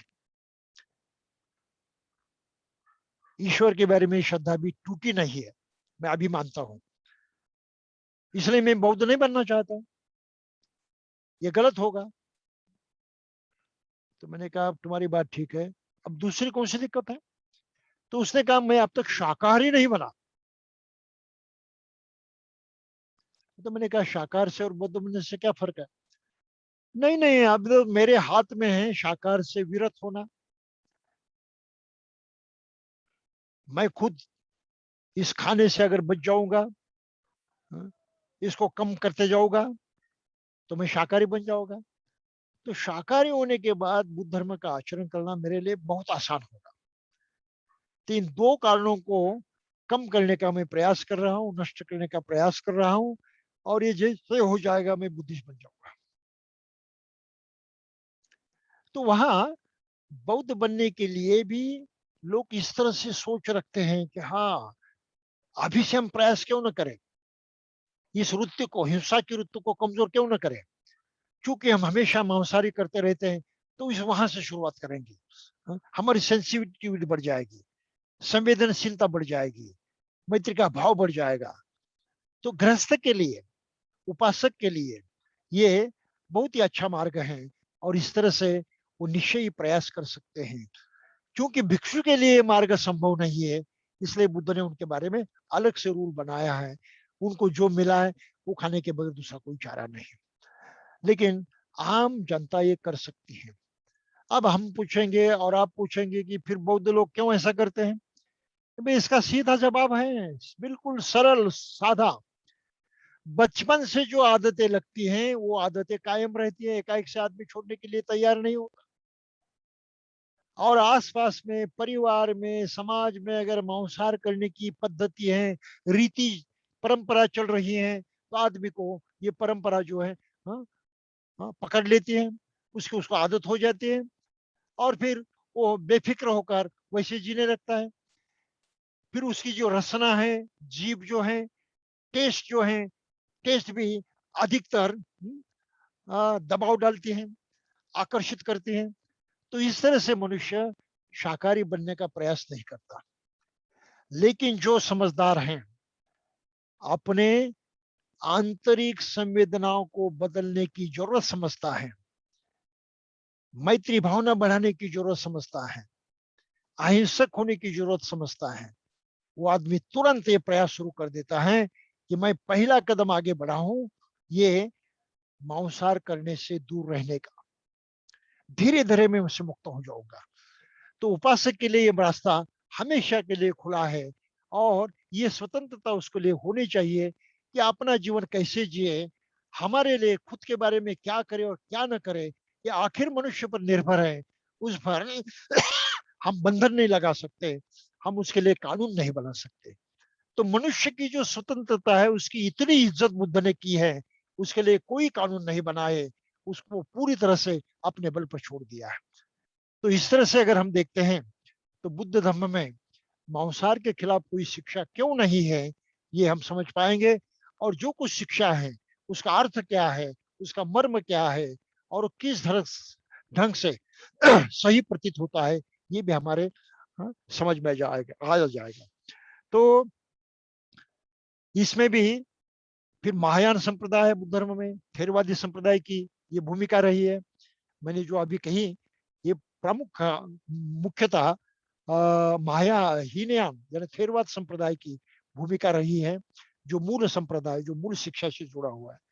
फिर महायान का जो विकास हुआ भारत में, उसमें भी इस बात का जिक्र किया गया है। और इसमें से 2 सूत्र ऐसे जिसमें निषेध किया गया है मांसाहार का। एक लंका अवतार सूत्र है। तो मैत्री भावना जताने के लिए सभी प्रकार के मांसाहार से विरत रहना वहां जरूरी माना है। और फिर ब्रह्मजाल सूत्र है संस्कृत भाषा में, उसमें कहा है कि पूरा मांसाहार त्यागना ही चाहिए, तब धम्म जीवन संभव है। तो महायान में 2 तरीके पाए जाते हैं, जो मांसाहार का इस तरह से निषेध करते हैं और जो मांसाहार का निषेध नहीं करते। और फिर वज्रयान परंपरा है। वज्रयान परंपरा में मांसाहार का निषेध नहीं किया है, लेकिन कुछ क्षेत्र में जैसे तिब्बत वगैरह है, अन्य जगह जो हैं, वहां पर मांसाहार करते वक्त वहां के लोग सूत्र का पठन करते हैं, 7 टाइम्स, 7 वक्त सूत्र पढ़ते हैं कि ओम अभिराकाय स्तराहूं, ओम अभिराकाय स्तराहूं, ओम अभिराकाय स्तराहूं।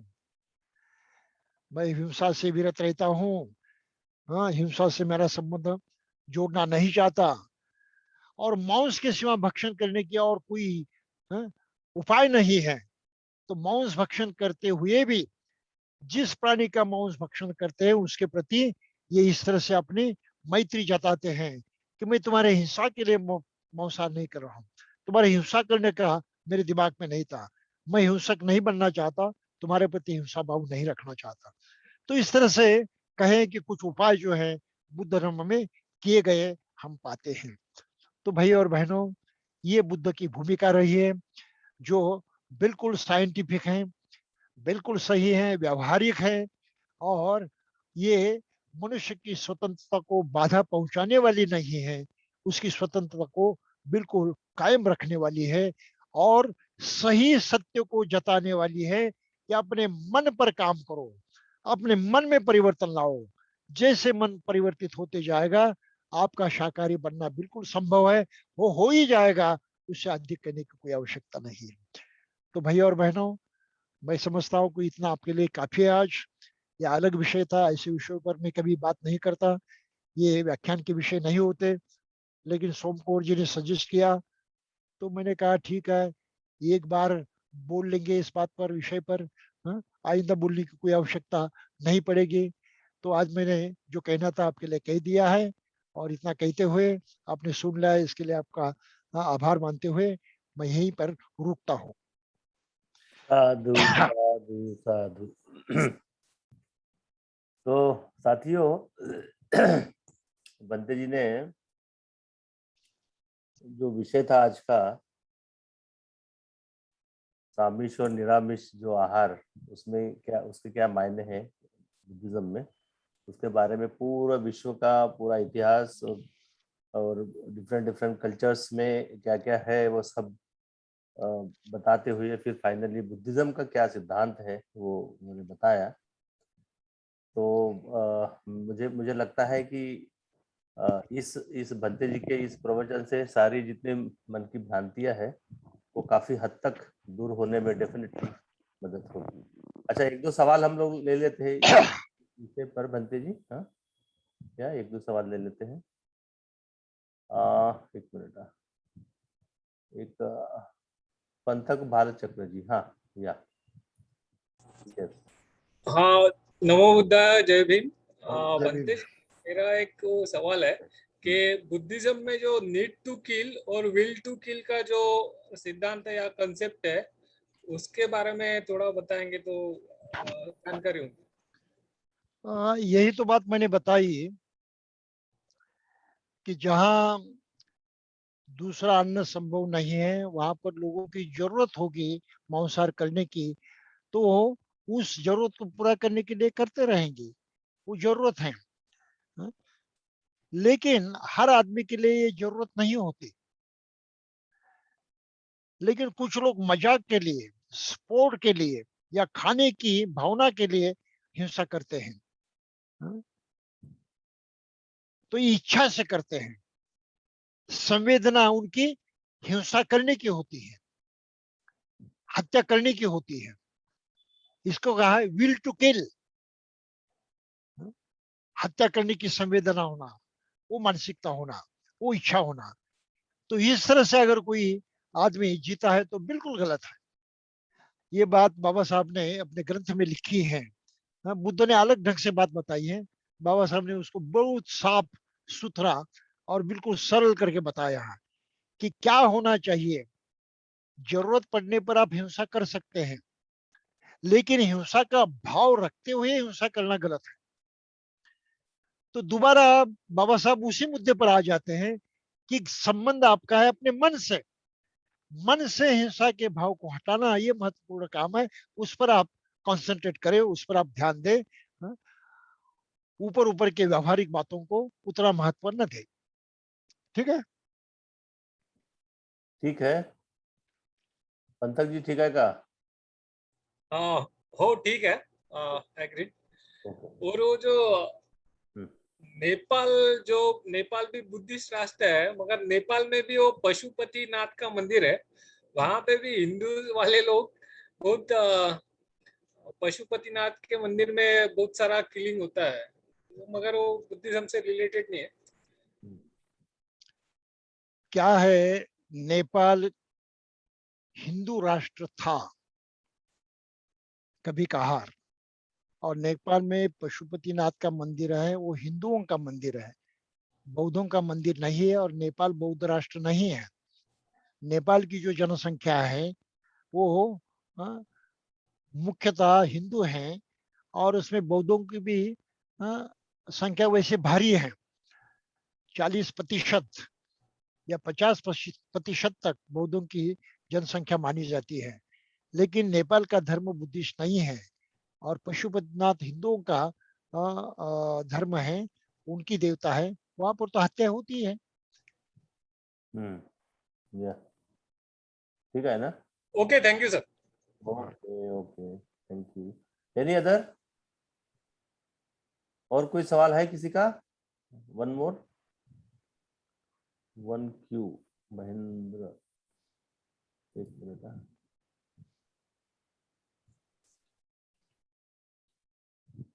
महेंद्र मोटगरे, हाँ मोटगरे जी बोला। Yes, hello. या गो अहेड। हाँ, एक्चुअली आज जैसे वो टॉपिक देखा और जब मैं ज्वाइन कर रहा था तो लकीली आप पूछ रहे थे कि याचना कौन लेगा करके। So actually I purposely made a mistake. Mistake ये कि मैंने आज नॉनवेज खाया है और वो खा के मैंने याचना ली है। ये मैंने पर्पसली किया है। तो यानी ये हम करने के बाद ये एक मन में जो एक डिफरेंट फीलिंग आती है, तो उसको हमको किस तरह से यानी देखना चाहिए या उसको कितना महत्व देना चाहिए।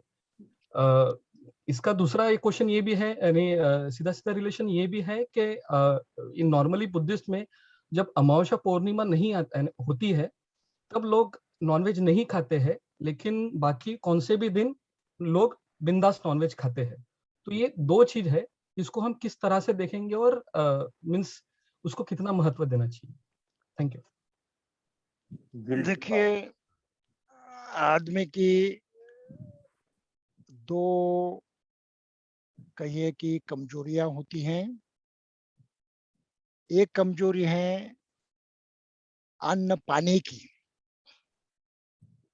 जो उपलब्ध होता है वो उसको पाना ही पड़ता है, लेना ही पड़ता है और उससे अपना काम चलाना पड़ता है, क्योंकि आहार के बगैर तो जिंदा नहीं रह सकता।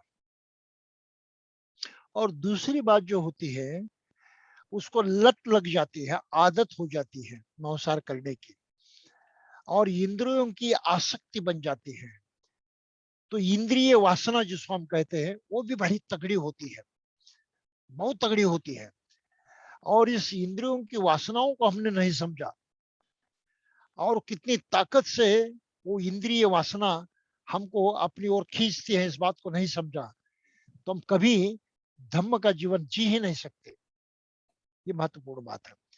तो हमें ये दो तरीके समझने चाहिए कि भाई जरूरत के कारण हम मांसाहार करते हैं तो कोई हर्ज नहीं, ये जरूरत है, ये इसके बाधिक हम पा नहीं सकते। लेकिन हम इच्छा के मारे, आसक्त के मारे, ये क्रेविंग है, मांस खाना चाहिए, यही खाना चाहिए, वही खाना चाहिए, ऐसी आसक्ति मन में रखते हुए अगर खाते हैं तो उसको चेक करने की हमें बहुत जरूरत है। उसको चेक करना चाहिए और धीरे धीरे मांसाहार कम करते करते हमें अपनी संवेदनशीलता को बढ़ाना है। तो मुद्दा संवेदनशीलता को बढ़ाने का है और अपनी जांच पड़ताल करते हुए ही आदमी धीरे धीरे इस संवेदनशीलता को बढ़ा सकता है, एकाएक से बढ़ नहीं सकता।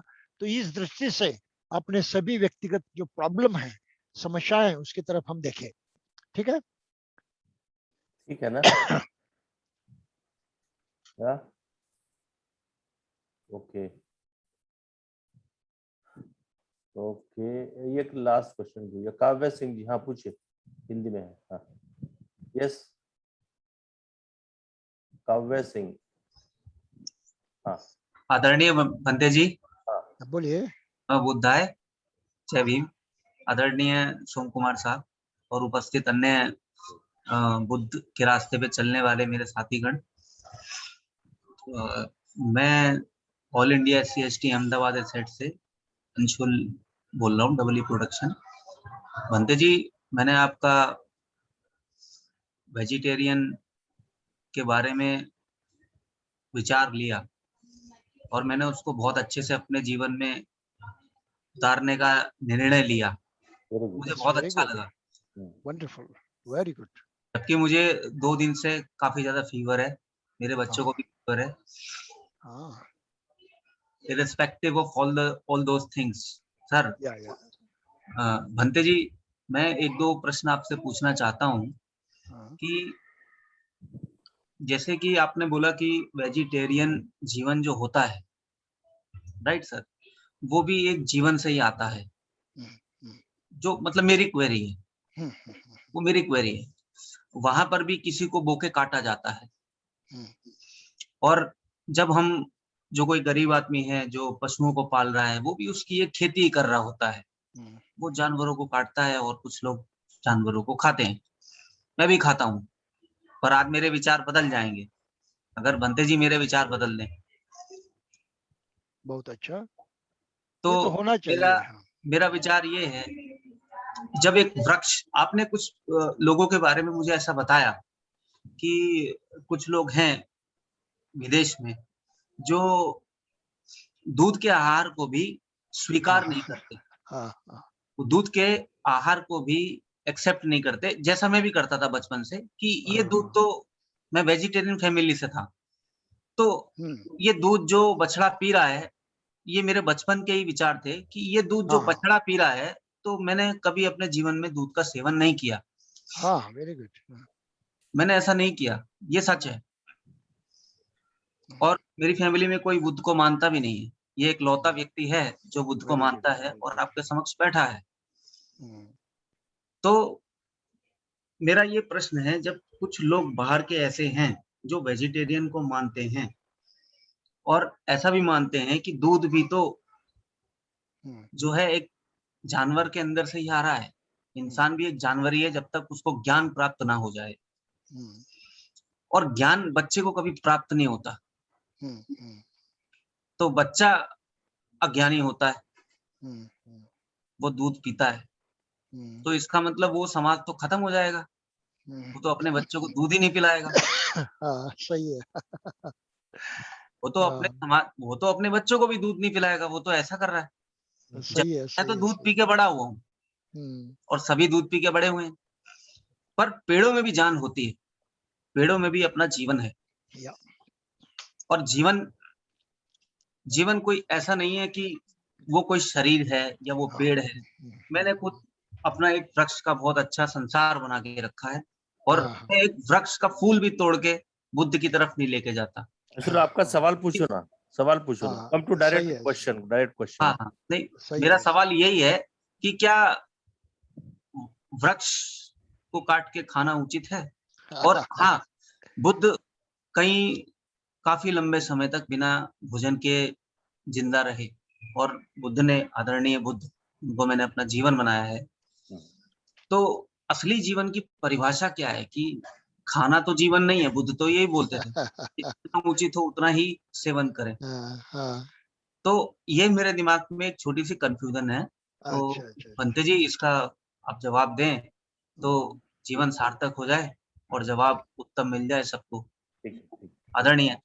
Yes yes yes, it's very good. आप शाकाहार की इतनी बारीकी से तारीफ करते हैं, अपनाते हैं, दैट्स रियली वेरी गुड। ये संवेदनशीलता ही मनुष्य का सबसे बड़ा सद्गुण माना गया है, सेंसिटिविटी।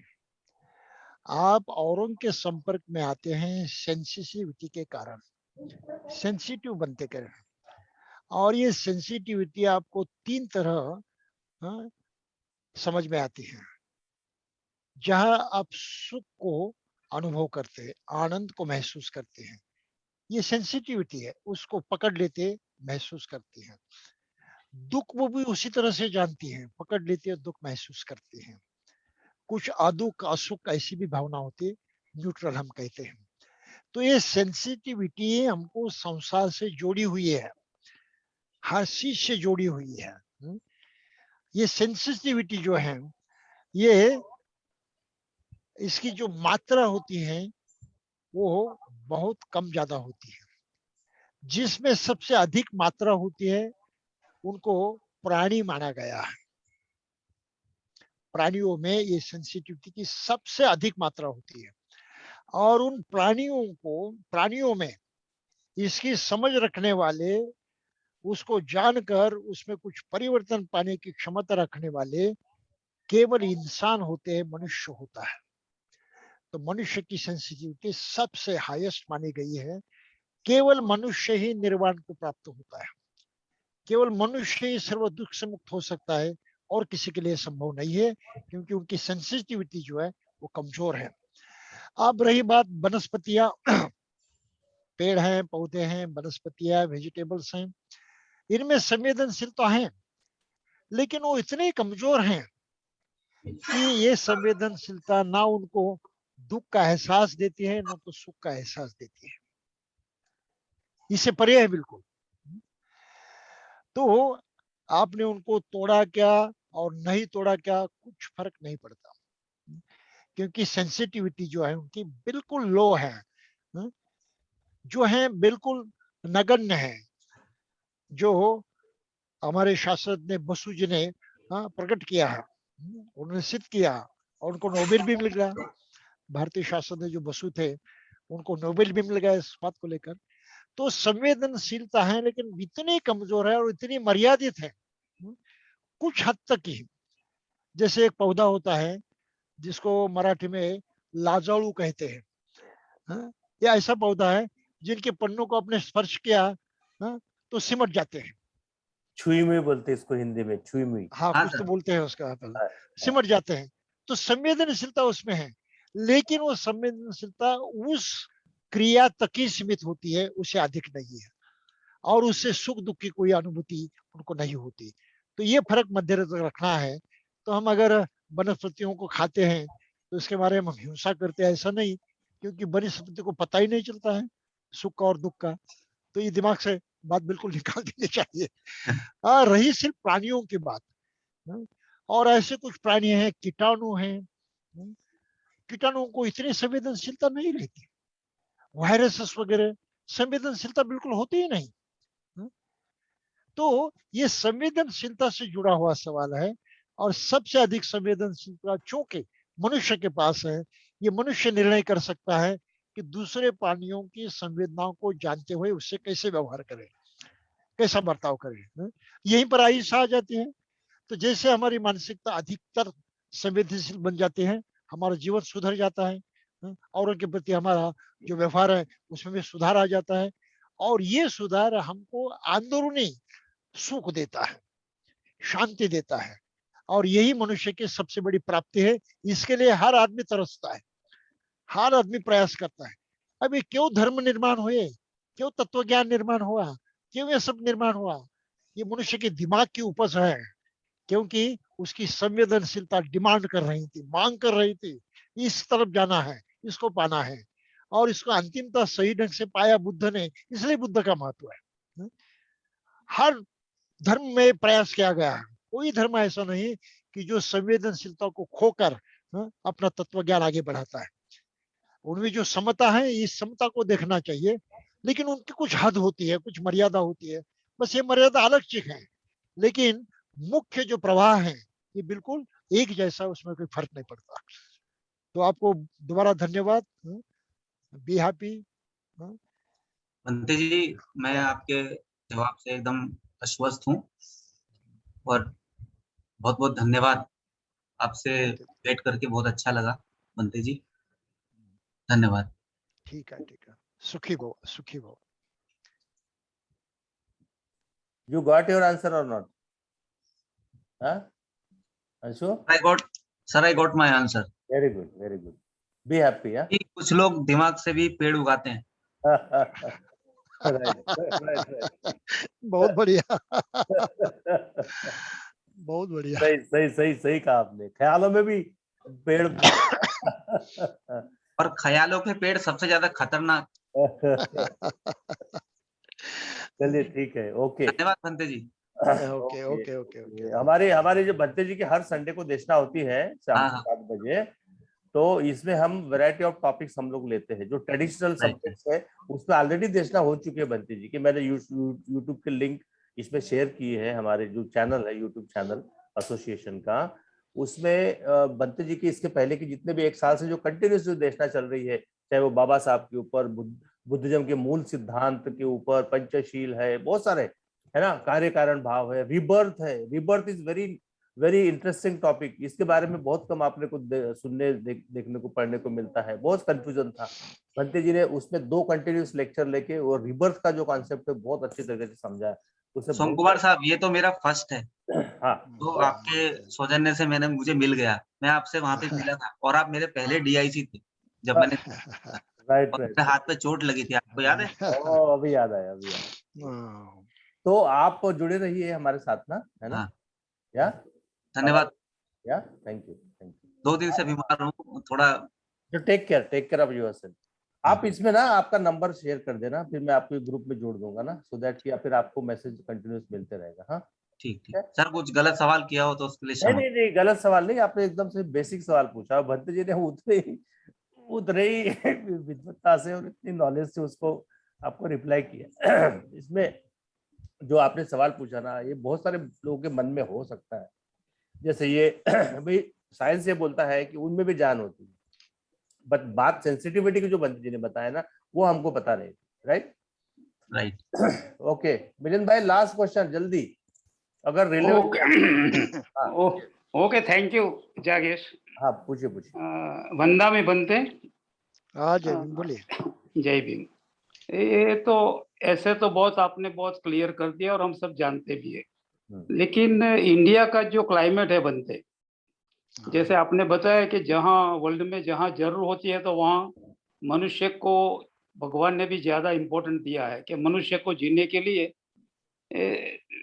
दिया है, छूट दिया है। लेकिन इंडिया का क्लाइमेट देखते हुए मुझे तो लगता है कि यहाँ नॉन वेज खाने की कोई जरूरत नहीं है, फिर भी लोग जैसे आपने बताया है कि टेस्ट के लिए और फैशन के लिए हजारों लाखों लोग खाते हो, और पर्टिकुलर शेड्यूल कास्ट में से जो बुद्धिज्म में आए हैं, जैसे आपने बताया कि बच्चे बचपन से उनको आदत हो गई है, तो वो सीरियस नहीं है। तो मुझे लगता है वो सीरियस नहीं है, तो उनके लिए 2 शब्द आप बोलेंगे तो अच्छा रहेगा। नहीं, ये कैसा वैसे ये जनरलाइजेशन का विषय नहीं है। भारत का क्लाइमेट देखते हुए मांसाहार की जरूरत नहीं है ऐसा नहीं कहा जा सकता, क्योंकि हिमाचल में गए तो प्रॉब्लम हो जाते हैं, बंगाल में गए प्रॉब्लम हो जाते हैं, दरिया के किनारे जो लोग रहते हैं ये तो सब्जी भाजी उगा नहीं सकते, उतनी पर्याप्त मात्रा में उपलब्ध नहीं होती है। तो पूरे भारतवर्ष को साकार करने के लिए जितना अनाज चाहिए उतना भारत में पैदा नहीं हो रहा है, पहले से पैदा नहीं हो रहा है, आज भी पैदा नहीं हो रहा है। यहाँ तक कहा जाता है कि लगभग 20% आबादी जो है आज की तारीख को भी स्टार्वेशन की, भूखमरी की शिकार हो गई है। जी। अब जिनके लिए अनाज पाना ही मुश्किल है, तो किसी भी दूसरे सहायता से, और फिर एक ही सहारा बचता है, वो है किसी प्राणियों की हत्या करते हुए जीवन जीना। तो मछलियां मारना है, तो मछली का व्यापार भी बड़े जोर से चल रहा है। हा? दूसरा सहारा न होने के कारण करने वालों की भी संख्या बहुत भारी है। अगर उन्होंने नहीं किया तो जीना उनके लिए मुश्किल हो जाता है। अगर सभी अनाज सभी के लिए आसानी से उपलब्ध हो जाए तो मांसाहार की जरूरत नहीं होगी, लेकिन दुनिया में ऐसा एक भी देश नहीं है जहां पर इतने आसानी से सब उपलब्ध हो जाता है। तो अन्न पाने के दूसरे जो और तरीके हैं ये इंसान के लिए सभी जगह आवश्यक हो जाते हैं, और उनके लिए कोई ऐसा नियम बनाना मुश्किल है। सिर्फ हम एक बात उनको कहते हैं कि जिस भी अवस्था में भी जीते हो, जो भी करते हो, आप अपनी संवेदनशीलता को बढ़ाते रहे, जिसमें आपका सुख समा हुआ है, आपका कल्याण समा हुआ है, और ये करने में आप खुद अहिंसक बन जाते हैं, हिंसा से व्रत हो जाते हैं, सभी का मांसाहार जो होते त्याग देते हैं। तो ये महत्वपूर्ण बात है, और उसकी मिसाल हम देखते हैं दुनिया में। अरहत पद को पाने वालों की संख्या दुनिया में कुछ कम नहीं है। अब थाईलैंड में तो भिक्षु मांसाहारी है ही, जो दिया जाता है खा लेते हैं। क्या वहां पर अरहत नहीं बने? श्रीलंका में अरहत नहीं बने? बांग्लादेश में अरहत नहीं बने? चाइना और अन्य देशों में अरहत नहीं बने? तो अरहत बनने का और ये मांसाहार करने का सीधा सीधा कोई संबंध नहीं। बस इस बात को हमें समझना चाहिए। और दुनिया के हर कोने में हाँ सभी के लिए शाकाहार उपलब्ध होना संभव नहीं है। ये सच्चाई भी हमें ध्यान में रखनी चाहिए। फिर भी आपका सवाल एक दृष्टि से बिल्कुल सही है कि हो सके तो भारत के लोग पूर्णतया शाकाहारी हो सकते हैं। इस तरफ आपका जो इशारा है वो बिल्कुल समझने लायक है, बिल्कुल योग्य है। ये करना जरूरी है। ठीक है। थैंक यू बनते। ओके मिलिंद भाई, ठीक है ना? ठीक है ठीक है। ओके ओके, चलिए। तो अभी हम कार्यक्रम की समाप्ति पर हैं। हाँ, अभी हम लोग साथ में धम्म पालन गाथा का पाठ, और आप सबका बहुत बहुत धन्यवाद कार्यक्रम ज्वाइन करने के लिए। जो राजकुमार खापर्डे साहब है उनको मैंने ऐड ऑलरेडी कर दिया है। अविनाश बालचक्र जी, जो भी हमारे ग्रुप में जुड़ना चाहते हैं व्हाट्सएप ग्रुप में, they can share their contact number, mobile number, मतलब व्हाट्सएप नंबर, या तो उनको हम ऐड करेंगे, क्योंकि और उनको डायरेक्ट फिर वो ग्रुप में जोड़ने से उनको डायरेक्ट जो हमारे प्रोग्राम्स होते हैं ना, जो अपकमिंग प्रोग्राम है उसके बारे में उनको लिंक मिलेगी, जानकारी मिलेगी। So be in touch with us, या थैंक यू। अभी हम लोग धम्म पालन गाथा का हम लोग पाठ करेंगे, या तो सभी लोग हाथ जोड़ लीजिए। या सब पापस्य करणं कुशलस्य उपसंपदा सचित्त परियोदपनम् एतं बुद्धान शासनं धम्मं चरे सुचरितं नतं दुचरितं चरे धम्मचारी सुखं सेति अस्मि लोके परं च न तावता धम्मधरो यावता बहुभासति यो च पंपि सुत्वान धम्मं कायेन पश्यति सवे धम्मधरोऽतियो धम्मं नपमज्जति नत्थि मे शरणं अय्यं बुद्धो मे शरणं वरं ये तेन सच्च होतु मे जय मंगलम् नत्थि मे शरणं अय्यं धम्मो मे शरणं वरं ये तेन सच्च वज्रेन होतु मे जय मंगलम् नत्थि मे शरणं अय्यं संघो मे शरणं वरं ये तेन सच्च वज्रेन होतु मे जय मंगलम् नमो बुद्धाय नमो धम्माय नमो संघाय साधु साधु साधु। तो साथियों, इसी आशा के साथ कि नेक्स्ट लोग एक नए टॉपिक पे मिलेंगे। कुछ लोगों ने टॉपिक सजेस्ट करे हैं, मैं बंटी से बात करके हम लोग फाइनलाइज करेंगे 2-3 दिन में। और उसके बाद में, क्योंकि ये मैंने कहा ना कि इसमें ट्रेडिशनल विषय ऑलरेडी हमारे सारे हो चुके हैं, जो कोर टीचिंग्स है बुद्धिज्म की, चाहे वो 4 आर्य सत्य है, आर्य अष्टांगिक मार्ग है ना, बहुत सारे ऐसे टॉपिक आप यूट्यूब चैनल में जाएंगे आपको सब मिलेगा।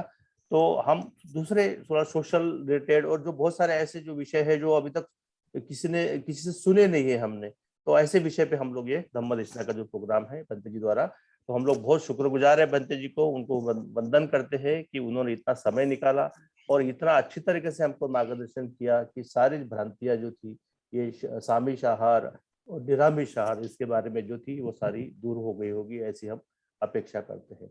तो अगले हफ्ते हम लोग वापस मिलने वाले हैं संडे को शाम को 7 बजे।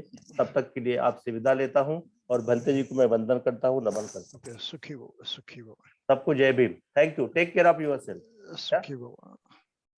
एक मिनट, मैं ये सबको ये कर रहा हूं। I will allow everybody. हाँ, yes, now you can speak one minute, one और 2 मिनिट। कसा वाटला विषय? विषय लता मॅडम बोला की. छान वाटला. छान वाटला ना? छान वाटला. त्यांनी खूप म्हणजे सगळं विस्तृतपणे सांगितलं, म्हणजे सगळ्यांना म्हणजे कळलं सुद्धा. राईट वेस्ट करतात त्यांच्यासाठी तर ते एकदम म्हणजे उपयुक्तच होतं. Right right. आणखी सेशन मध्ये सांगतीलच. काही विषय असतील तर बोलू शकतात ते. येस येस, दॅट इज विषय खूपच छान होता. तो चलो, take care, bye bye, see you next week same time. Good night. Thank you, bye. Bye bye. जय भीम साहेब, जय भीम, जय भीम, जय भीम, जय भीम, जय भीम. जय भीम.